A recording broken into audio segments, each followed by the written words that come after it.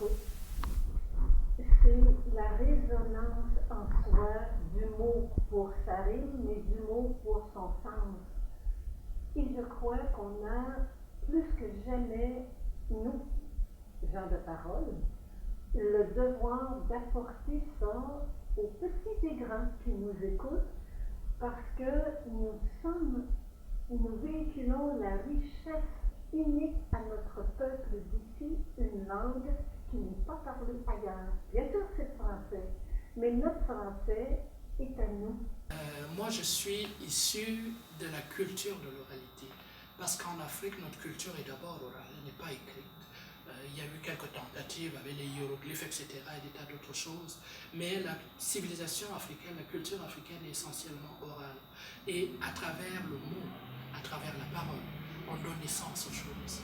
On dit toujours que quelque chose qui n'est pas nommé, c'est quelque chose qui n'existe pas. Et donc, on transmet par la parole, on se touche par la parole, on décrit l'univers, le monde par la parole.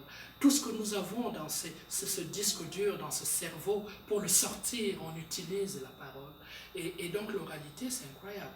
Ça permet de façon très nette de voir les choses. Là, c'est dans l'oralité, les enfants, après, je pense qu'ils ont du pouvoir grâce à leurs mots, à leur pensée et à leur imaginaire. Et qui n'ont pas besoin de gros moyens pour ça, qui n'ont pas besoin d'investisseurs ni rien, et que tout devient possible parce qu'on a tout ce qu'il faut avec notre corps, puis en présence de l'autre, avec notre relation. Et quand je leur raconte des histoires, moi souvent j'ai l'impression de les voir assis par terre avec un espèce de drapeau blanc. Et le drapeau blanc, en fait, il lève le drapeau qui dit « Lâche-toi douce, raconte-nous des histoires, on est ici pour s'amuser, c'est que carte blanche. » D'avoir un contact direct et puis même une interaction avec les enfants. On peut s'arrêter dans un compte et interagir avec un groupe.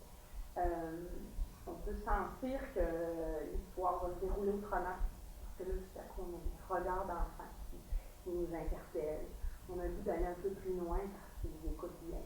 Donc, l'oralité, c'est ça, hein, c'est ce va-et-vient entre l'histoire et quelqu'un qui l'écoute. Je pense que même en ce moment en France, je suis en train de faire un événement qui s'appelle Parole nomade, pour justement redonner la parole aux citoyens ou aux familles qui habitent dans le quartier. Parce que la parole permet de nouer des liens, permet de tisser des relations et permet quelque chose d'avancer. La chance de pouvoir rêver d'une manière autonome pour les jeunes par l'entremise des contes et légendes, c'est une forme d'évasion qui nous permet de se retrouver avec les autres mêmes, de développer leur imaginaire, oui, mais en même temps de se donner la chance d'être... L'oralité, c'est qu'on peut dire des choses qui nous sont importantes et les transmettre à d'autres, que par la suite peuvent être transmises encore à d'autres. Puis d'espoir. Et le conteur transmet une portion d'espoir mesurée selon les capacités de réception des oreilles qui écoutent.